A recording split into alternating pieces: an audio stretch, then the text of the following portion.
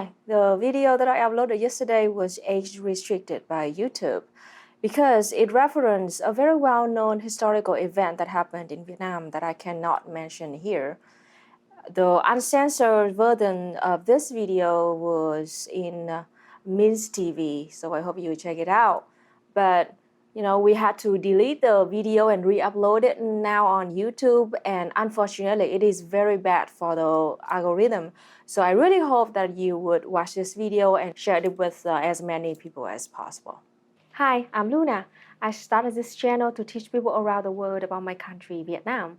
Over the past 5 years, I have built an audience with converts all around the world, and many of you are in nations where fascists are starting to gain power and social influence. A lot of you are worried and afraid, and I can understand why. Fascism is the most destructive and dangerous political movement of our lifetime. And now that Donald Trump has been re-elected in the USA, we can expect to see even more resources and support given to fascists, not just in the United States, but all around the world. Here in Vietnam, we were very lucky to defeat fascism with our victory over the imperialist USA and its puppet government in 1975, but the threat of fascism still lingers. Fascist groups headquartered in the USA and Europe spread misinformation and attempt to destabilize our government with help from wealthy Western powers. Fighting fascism is an international project by necessity. As a Vietnamese woman, I can't ignore what's happening in the USA. That's because the USA helps to spread fascism all around the world and would love nothing more than to displace our socialist government with fascism here in Vietnam. This works both ways. If you are in the USA or other Western country where fascism is on the rise, I hope you can find inspiration in our struggle and victory over fascism here in Vietnam. And I hope you can use that inspiration to defeat fascism where you are to weaken the threat against all of us around the world. Today, I want to share with you the history of the rise of fascism in Vietnam. There was a time when fascists held power over the southern half of my country. It was a frightening time, and the odds were very much against us. The Vietnamese fascists who took control of the South had the full backing and support of the wealthiest nation on earth, the mightiest army on earth, the USA. But Vietnamese communists stood strong and worked tirelessly to defeat this threat. It took more than 20 years, but in the end, we won. If Vietnam could defeat fascism under such trying circumstances, you can too. So now, let's look back to the rise and fall of fascism in Vietnam. The first fascists to take power in Vietnam were invaders from Japan. I know that in the West you are not taught to think of the Japanese Empire during World War II as fascists, but they were definitely fascists. But that's a topic for a future video. Regardless of whether you agree that Japan was fascist or not, one thing is indisputable. The Japanese Empire was incredibly brutal and violent against Vietnam. They looted and plundered our country for years, taking so much food that mass famine led to the deaths of over 2 million people, 10% of our population at that time. My grandparents lived through that time and suffered permanent physical disability due to the malnutrition they faced under Japanese occupation. So it's important to remember that this was not very long ago. It's also important to understand this. The people who stood up to Japanese occupation during that time were communists. Vietnamese farmers and workers who took up arms and sacrificed their lives to attack the fascist Japanese and protect civilians. These worker soldiers were called the Viet Minh, and they worked hard to steal back our own rights, to steal weapons from Japanese military bases, and to disrupt Japanese operations throughout the war. They became heroes who were revered all across the country, and they were communists. This is something you will see throughout history and throughout the world. Whenever fascism takes power, it's communists who are the boldest and most tirelessly in fighting back against it. Anyway, the Viet Minh forces finally achieved victory over the Japanese fascists in 1945. But then colonialist France immediately returned, and so the fighting had to continue. It took 9 more years to achieve victory over France during the Great Điện Biên Phủ victory of 1954. Once again, this fight was led by the communist Viet Minh. This was a spectacular victory which shocked the world. Nobody expected a bunch of poor, underfed communists from a weak country like Vietnam to win against a modern colonial superpower like France. But we did. And the Viet Minh and our leaders like the great General Võ Nguyên Giáp and Ho Chi Minh deserve all the credit for that victory. After winning two such great victories over foreign invaders, it might be easy to understand why communism was so popular throughout Vietnam by the end of the war against France. Of course, this was when the Cold War between the USA-led West and the Soviet-led East was reaching a fever pitch. And the United States was deeply worried that the incredible victories of Vietnamese communists would weaken their imperialist agenda throughout Asia. This is why the USA backed France during their invasion of Vietnam, and once France lost, the USA could not simply allow Vietnam to have peace and self-determination for ourselves. This is because communism was extremely popular all across our country. As early as 1950, the USA began a backup plan in case France could not keep hold on its colonial interests in Vietnam. They chose a fascist named Ngo Dinh Diem to develop as a dictator for the south of Vietnam and started a campaign to build his power throughout the early 1950s. Right after France lost in the war in 1954, the Geneva Conference was held in Switzerland. The USA used its incredible power and influence to impose a temporary solution. Ngo Dinh Diem, the fascist dictator that had been undemocratically selected by the USA to take power in Vietnam, would rule over the south of Vietnam, while Ho Chi Minh would remain as chairman of the communist government in the north. The plan was to fracture Vietnam into two different nations in the north and south, as had happened in Korea. The USA agreed during the Geneva Conference that elections would be held 2 years later in 1956 across the north and south of Vietnam. The USA claimed that the 2 years leading up to that election would allow for a fair election to take place to decide who would govern the whole country of Vietnam. Of course, there was never an election. The USA did not allow one to take place. This is because American officials knew for certain that Ho Chi Minh would win that national election because he was hugely popular both in the North and in the South. The President of the United States at that time, Dwight Eisenhower, even noted in his 1963 autobiography that, had elections been held as of the time of the fighting, possibly 80% of the population would have voted for the communist Ho Chi Minh.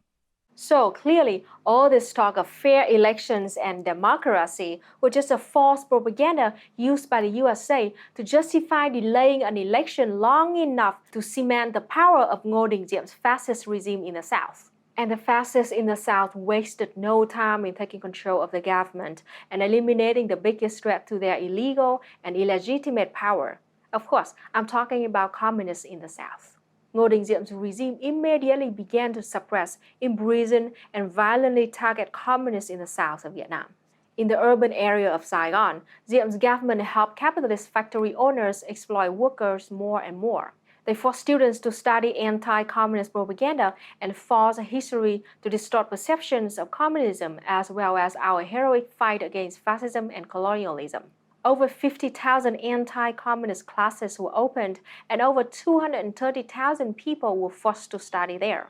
At that time, in many places, the communist forces were almost wiped out. It was a very dark time for communism in south of Vietnam. Another important thing to understand about Diem is that he was a Catholic, but not just any ordinary Catholic. He developed a very bizarre and violent fascist ideology with Catholic aesthetics. He forced South Vietnam to become a Catholic fascist state and heavily oppressed and tortured anyone who followed other religions, especially Buddhists. This oppression of non-Catholics got so bad that at one point, I have personally been to this location many times.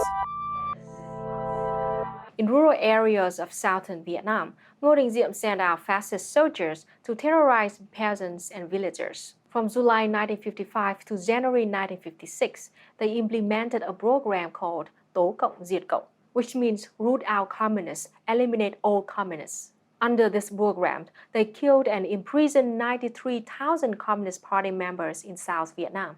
Hi, I just want everybody to know that I just finished translating this Vietnamese curriculum of Marxism-Leninism. I spent 3 years translating this, so it's pretty much a big deal to me, and it's a pretty good book.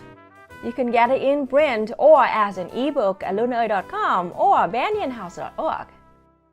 In May of 1959, Diem's fascist regime came up with an even more deadly program called Luật 1059, meaning the 1059 law.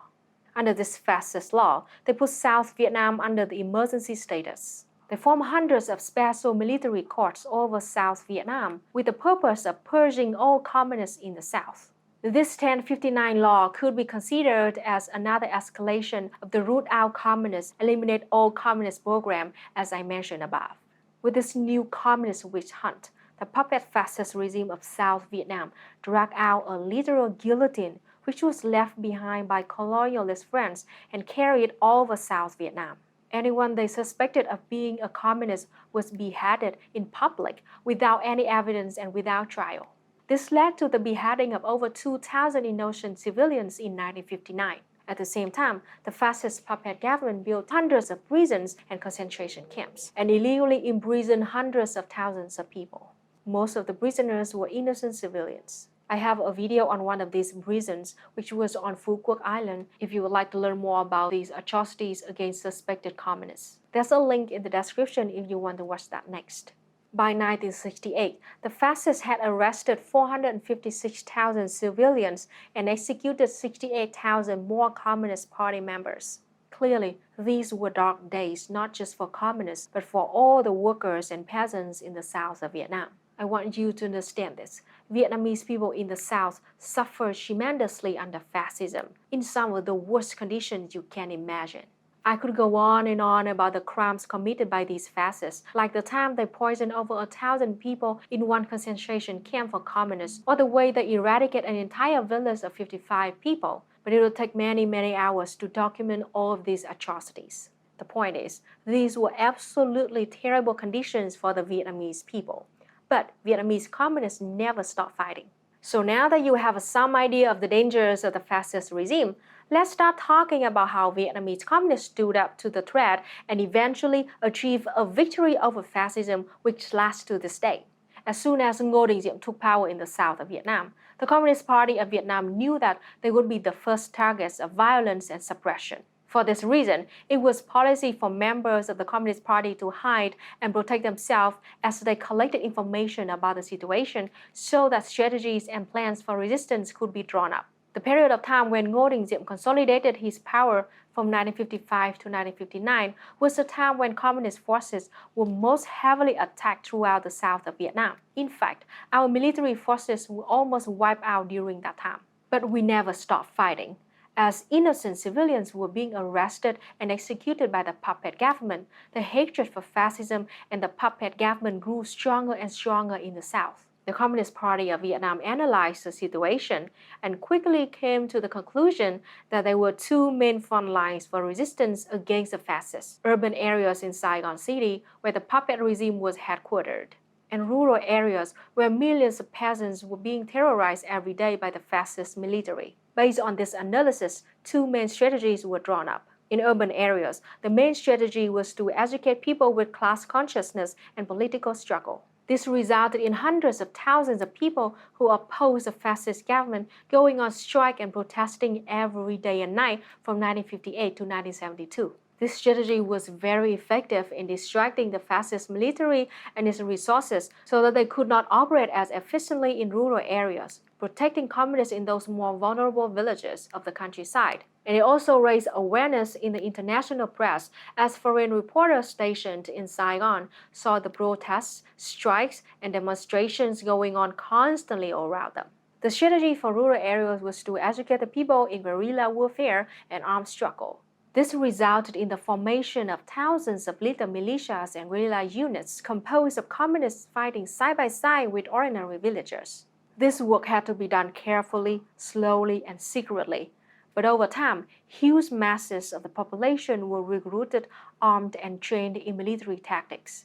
Until finally, once enough power had been gained, the Communist Party of Vietnam announced in 1959 a new official policy for rural areas, Đồng Khởi, which means general uprising. This began with small uprisings wherever the conditions were ripe, until the entire south of Vietnam could come together with a general uprising to finally liberate itself. The Đồng Khởi movement led to dozens of small uprisings starting in 1958 across the south of Vietnam, with the biggest uprising taking place in Bến Tre province in 1960, where thousands of people rose up to demand the U.S. Army to get out of Vietnam. The Đồng Khởi movement was so successful that by 1960, over 895 districts out of 1,193 districts in total had their own revolts. That is 75% of all districts in the south of Vietnam. Over 10 million people joined this movement, and their successes led to the formation of the Liberation Front of South Vietnam in 1960. This was a unification of all the little isolated militia units into one big fighting force that could coordinate with the military forces of the Communist Party of Vietnam in the north to wage guerrilla war against the fascist government and its imperialist master. Over time, all of the non-stop strikes and protests in Saigon City, along with the simultaneous uprisings throughout the countryside, the fascist puppet regime and the American occupiers became paralyzed. Instead of sending forces to conquer the north of Vietnam as they originally planned, they were forced to use all of their military resources to try and stop the South from liberating itself. This gave the North much greater opportunity to support the liberation movement in the South. These two strategies combined gave communist forces in the South the upper hand. No longer was it a campaign of defense and desperation against fascist suppression. The revolutionary movement in the South had transformed into an offensive position, which could attack and weaken the Southern puppet government and occupying imperialist forces. The enormous success of communist resistance in the South forced Eisenhower and Diem to change their strategies and push them into a deadlock. And all of this resistance to fascism allowed for the construction of infrastructure which became invaluable once the war officially began in 1965, when the United States military began its genocidal bombing and military campaigns against the people of Vietnam in both the North and South. Today, it is well known that Vietnam successfully defeated the fascist puppet regime and the U.S. Army in 1975. What is less known is that Vietnamese communist resistance to fascism in the South was widely popular, and that this popular front in the South was absolutely vital in liberating the South. There is no way that the North of Vietnam could ever have defeated the United States and its fascist puppets in war if the people of the South had not joined the revolution in the South early and en masse. Finally, today, thanks to those heroic struggles and sacrifices of communists in both the North and South of Vietnam, we Vietnamese can live in peace after centuries of continuous wars and fights. But the threat is still there. As long as fascism and imperialism exist in powerful, wealthy nations like the USA, we have to remain on guard. That is why I am so glad to know that so many comrades in the Imperial Corps understand the threat of fascism and stand ready to resist the oppression of emerging fascist regimes. As I said at the beginning of the video, opposing fascism is an international movement by necessity. We all face a threat together, and we can only overcome it by resisting it together. I will end this video with a quote from Ho Chi Minh from 1955 when he wrote about Ngo Dinh Diem's fascist regime.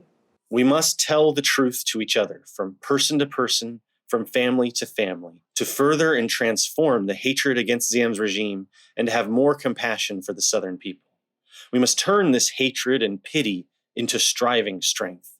The more each of us strives, the more enthusiastically we fulfill our duties to strengthen the North and to defend the South, so that the country can quickly be unified and the people of the South can be liberated.